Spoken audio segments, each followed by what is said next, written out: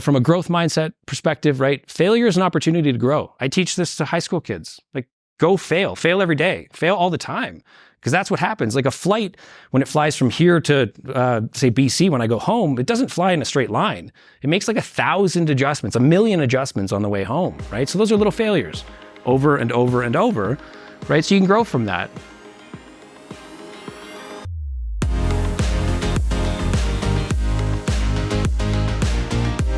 Thank you. Round of applause for Stephen again, please. Yeah. These camps, like, they're so awesome. I don't know, they changed my life like many years ago, I guess now. I sort of fell into financial independence. I kind of have that story where I was FI when I came to the camp, but I didn't realize it. Ran some numbers with some people and it was just like, it was like a light bulb went off. And I realized that I could walk away from my job, which to me at the time was amazing. Stressful life, that's where all of this sort of stuff comes from, life, happiness, and financial independence. It's like having a stressful life, not knowing where you want to be, what you want to do, where you want to go. And if you're just working at things and you're just working at your job, when I was doing like 80-hour weeks kind of thing, it was tough. It was stressful.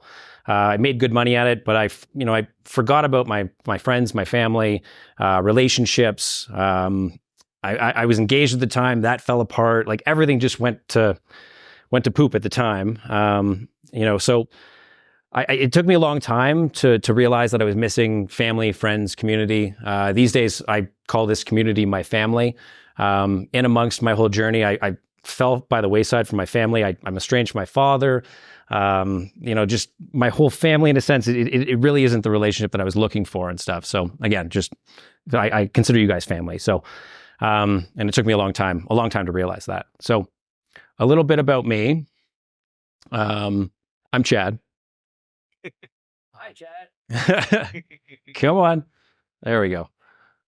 Terrified to be up here, first and foremost. It doesn't matter how many of these talks I give or anytime I'm standing in front of a bunch of eyes looking at me. It's always a tough thing. Even in my career, I pushed myself. I always did stuff that was very, very difficult to do, just to make myself grow as a human being, kind of thing. So I'd always advise to put yourself in a difficult situation, because I think that's really where you grow. Super lucky to be here. To where I come from, like I dropped out of high school. I wasn't one that went through college and university and took the standard path.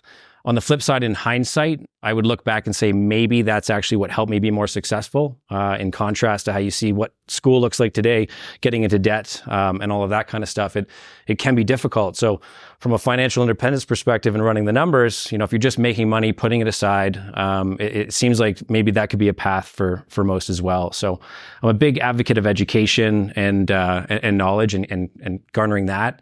But there's some different paths that you can take, and I didn't take the typical path that most people did. Reached financial independence 7+ years ago. It's probably a little bit longer than that, but by the time I ran the numbers and stuff, it just sort of at 35 or so is when it worked out for me, and I'm 42 now, so it's roughly about 7 years. I didn't take the typical path with regards to investing. I'm a dividend growth investor. We can talk about pros and cons. I've got a whole presentation on dividend growth investing. I'm an advocate for the index investing today. If in hindsight, maybe I'd go back and do it a different way, and I would actually do the indexes. But for whatever reason, dividend growth investing worked for me, and I just continue on that path. What's really cool is I've come full circle with the whole high school dropout thing. I spend my time, or some of my time now at least, teaching high school students financial independence and financial literacy. In Canada, we're starting to mandate some of that stuff, which is really great, I think. But I guess it could be a two-pronged approach on how you look at that.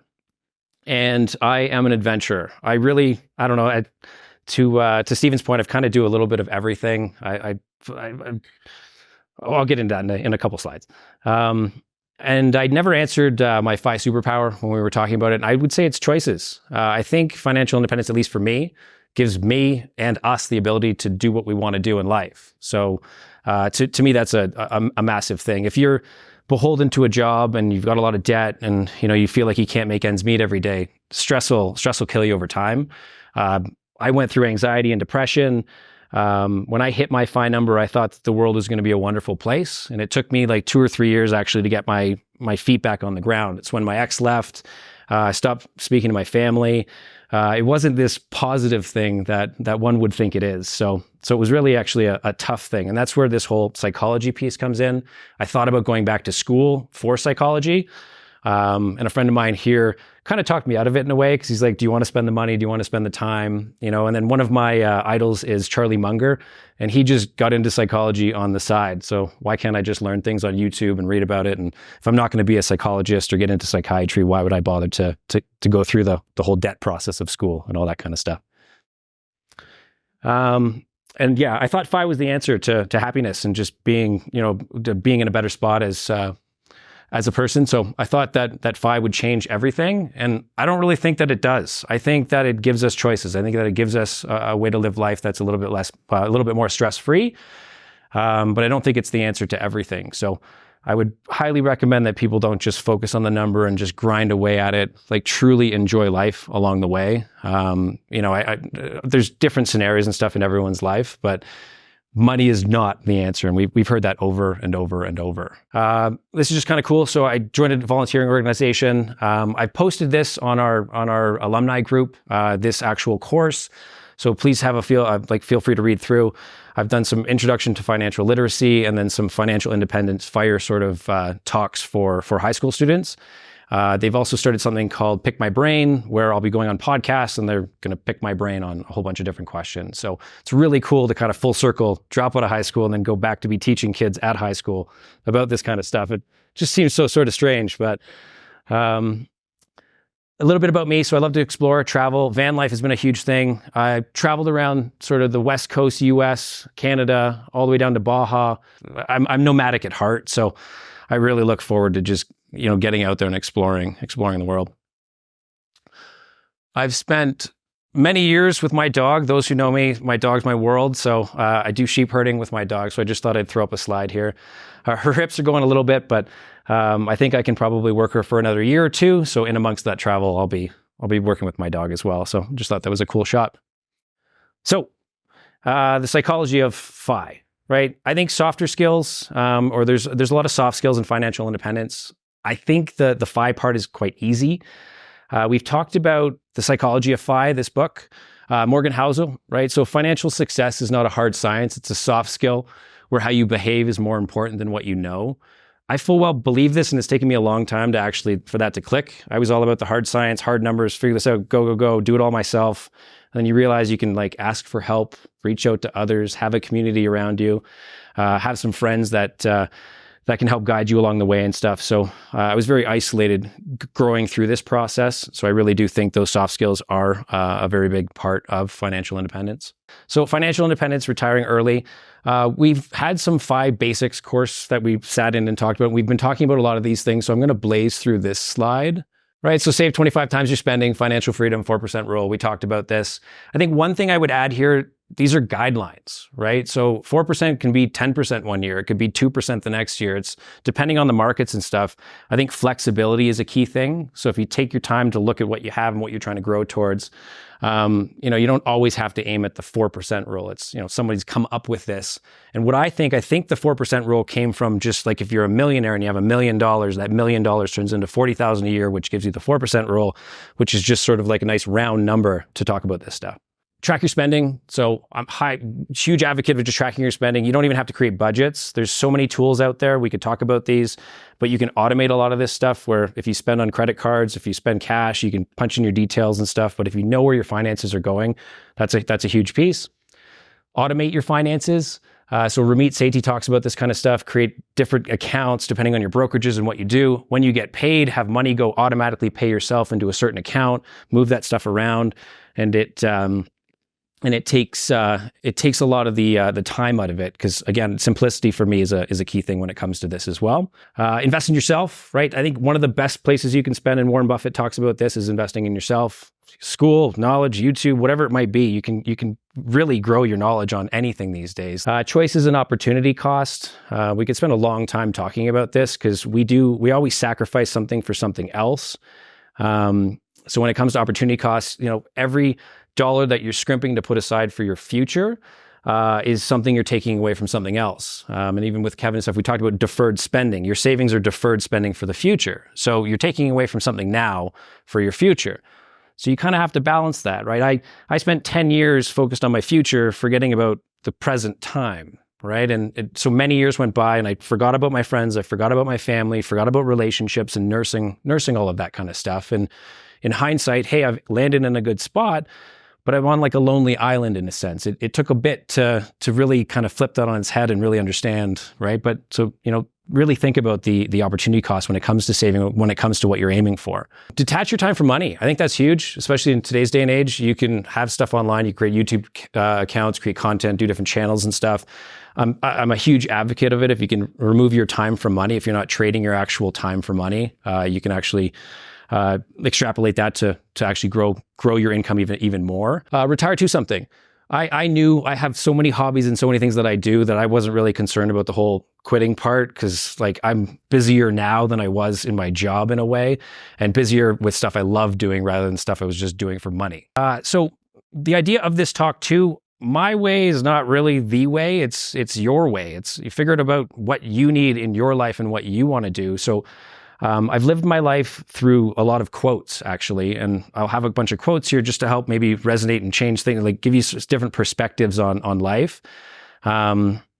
So I'm just going to talk about things to sort of like thought provoke and get you to think about different things, like living intentionally.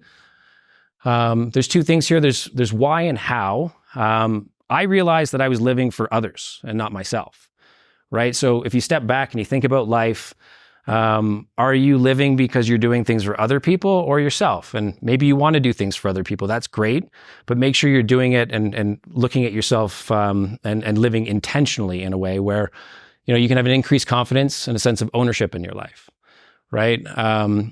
There's excitement for the future, optimism regarding your goals and the path that you're on to meet them, more alignment between who you are and your core values. And lastly, like a sense of empowerment when it comes to making future decisions. So when you wake up, like, do you want to do the things that you're doing, right? Like really think about it, because I knew I had a job and I was working for money. And really it was just like a means to an end. It wasn't something I was super passionate about. It wasn't something that I wanted to do. But I was paid quite well for doing it. However, I was stressed to the nines, and it really took a lot out of me. I had gut issues, my back problems. Like as soon as I quit my job, my life completely changed from a health perspective. I literally got healthier, went to the gym more, ran more, hiked more, spent more time with my dog, just a whole bunch of different things, right? So I'm a big advocate of living intentionally. And these are reasons as to why. Some ideas on how. Oh, there was one more. Clarity around the choices you're making as well. There we go. Money scripts and spending habits. Where did you learn how to handle money, right? If you think about it, it's probably your parents, it's probably your friends, it's probably the people around you. It may or may not be a good way to look at it, right? So just think about that. Think about the way you buy things. Think about the way you spend. And where did you learn and where did that come from? I always question people with this, thinking about thinking. Where did you learn how to think? Like, where are your ideas from? Are you reading books? Are you watching the news? Are you, again, talking to your friends and family? And as I've sort of traveled and grown as a person, you just realize everybody's different and everybody has different ways of handling things. Everybody has different ways of approaching things. And I think if you broaden your horizon and your perspective on stuff, you'll grow as a human. And like it really can make a difference in your life, because sometimes even the way you put money aside or what you want to do, it might not necessarily be the best approach. Like I always thought I knew everything and I could do it all myself. And until you reach out to, say, a community like this, it's such a life-changing thing. Why do you make the choices you do? Again, sort of that thinking piece, right? Just where do your choices come from? Are you living somebody else's life? And then I'm a big advocate of spending your money where you spend your time. And we've brought this up a few times in some of the conversations. Like when I used to work in tech, I would sit at a desk all day. I had a $2,000 chair. Might seem expensive, but I sat in it for 10 hours a day. A Herman Miller chair. I love it. Love it to this day. It's lasted many years as well. So, sleeping, getting rest, get yourself a good bed. You spend, like a quarter of your life sleeping or a third of your life actually sleeping, right? And you can take this to a certain degree, but obviously, keep an eye on where you spend your money and really what fills your tank. What are the things that you truly want to spend or should spend your money on versus, things that I bet you all of us here have stuff in our garage or our storage units or whatever it might be that's just sitting there. This is really cool to me. Ikigai, it's a Japanese concept meaning a reason for being. I understand that I think this chart or the diagram isn't exactly the construct of what they were trying to go for, but I really think this depicts something incredible. So let me see if this works here. So it's based on 4 sort of concepts. There's what we love, what we're good at, what the world needs, and what we can be paid for, right? And all of these intersect, right? So if you can actually come over here for a sec. So if you figure out what you love and what you can get paid for, there's the intersection between these two, what the world needs and what you're good at. And if you can land an Ikigai, that's literally your reason for being. I've noticed myself, if you see out here, delight and fullness without pay, I've spent some time here myself where I'll do something I love, but I'm not really paid for it, right? Or at my previous job, comfortable feeling, but emptiness. I made a fair bit of money. I was paid quite a bit, but I was sitting down here feeling pretty empty because it wasn't something I truly loved. I love tech, but the businesses that I was in, it really just sort of soul sucking, took the life out of me in a way. So I really love this concept and this meaning, and you can look at the overlaps here and you can figure out where exactly you are. And if you can, I feel like that's the holy grail. But as well, it's, you can put pressure on yourself to say, I have to have this, or this is where I need to be. And I don't know. I think if you can make it there, or it's just something to think about, it's like that to me is the holy grail of even financial independence. Because when you quit work, if you stop working, there's so much time in the world, there's so much time in a day that you can do. And usually our work defines us, 40, 50 hours a week, whatever that looks like, that's your identity. So hopefully you can land in the middle of something like this, right? And I guess I didn't talk about, so there's 4 other buckets there. There's our passion, our mission, our profession, and our vocation, right? So I don't know, the intersection between all of these, to me is a pretty amazing thing, right? So it's just a concept that the Japanese have. I think that was all I had to say on this. And then here's some quotes to think about. So, Theodore Roosevelt said, "Comparison is the thief of joy." I think it's true. And like, why do I bring up comparison? It's like you'll find people at these camps that might have many more millions than you, or might be stronger than you, might be faster than you, more beautiful, like could be anything. If you're comparing yourself to other people, I think you're missing the point on this planet. Like you should really be comparing yourself to who you were the previous day. You are the average of the 5 people. So the Jim Rohn quote, but you are the average of the people you spend your time with, or the 5 people he says. I kind of think you're the average of everybody you spend your time with, because it's not necessarily the 5, but maybe you've got some core friends or a core group that you do spend time with. I think it's more of just kind of everything that you do, and it's not even necessarily the people. It's like you are the average of what you do, right? So even coming to these camps, and you'll notice some people here, I've been to many of them, it's like you start to become the average of that, and then if you're feeding your mind with these folks that want to learn this kind of stuff, you'll create true friendships and you get true value out of it. This is probably what blew up my my relationship with my father, saying these types of things. I couldn't figure out what exactly it was, like telling people I was coming to these events. You're going to like a religious place in the middle of the woods and welcome to the cult kind of thing, So like a lot of my friends didn't think I was coming home. They thought that was it. That's it. We're not going to see him again, sort of thing. And like, right. So anyway, you are the average of the people you spend your time with. And I hope that you recognize that there's folks here that maybe you spend more time with that'll help you on your path to financial independence. Expectations is the root of all heartache. I've also seen expectations as the thief of joy as well. It's a Shakespeare quote, but I really think, and this is kind of a weird one because it's like, having expectations for certain things can be a good or like a positive or a negative thing. Like you can expect that someone's going to do something for you, especially in even relationships, or expecting that you're going to get that raise, expecting you're going to hit $1 million by a certain number. It's like, if you have zero expectations, as sort of sad as that sounds, like you can't really have heartache. You can't really be upset by things. You won't really be affected because it's like there's zero expectations, right? So you can kind of use it as a lever, I think, because I know we want as humans to expect some things, but the thing is really, if you have no expectations, you take that out of your sort of mindset, you really can't be hurt. It's kind of like a bit of a superpower, I think. Yeah. And then this quote to me really resonated with me. It took a long time, and it hit me hard, but I can use it as sort of a way to kind of analyze my life. So, if you're depressed, you're living in the past. If you're anxious, you're living in the future. And if you are at peace, you're living in the present. And I think that's so true. However, I do think depression and anxiety do play a role. Like, there's a positivity to that. I really like Jim Carrey's quote about depression. He just says depression means you need deep rest. Depression, depressed. So that to me is really cool, because I went through depression. It's not fun. I went through anxiety. It's not fun. But when you realize that depression for me was living in the past, I was stuck in a mindset of like, oh, I did all this. These things are supposed to happen. It never happened. And then even for this presentation, I'm totally anxious to stand up here and talk about these sort of things, right? But usually anxiety is a good thing, right? If you go back to prehistoric times, anxiety ties back to walking down some kind of pathway and a saber-toothed tiger is going to jump out at you and eat you, right? So you kind of need anxiety, right? But I think in today's day and age, you can be hindered by it. We talk about it all the time, where you get like sort of completely stuck by anxiety. And I think that you might need some help to get through that sort of thing. And even on the depression side. But I think if you can build a strong mental structure around these kind of things, and you can look at them as positives, it can sort of break you out of these feelings. And then to note that we all go through this. Like, I don't think anybody has like never touched on these sort of things in their lives. So you got growth and fixed.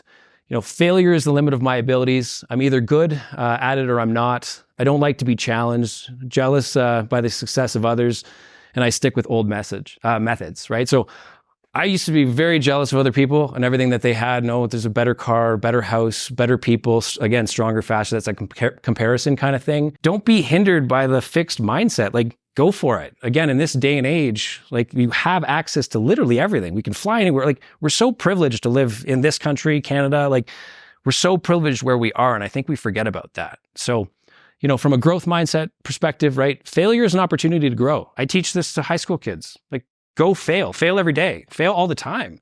Because that's what happens. Like, a flight, when it flies from here to, say, BC, when I go home, it doesn't fly in a straight line. It makes like 1,000 adjustments, 1,000,000 adjustments on the way home, right? So those are little failures, right? So I'm a big advocate for people that just try to grow as humans every day, that challenge themselves, that, go after opportunities. And I think that's a big thing for most people.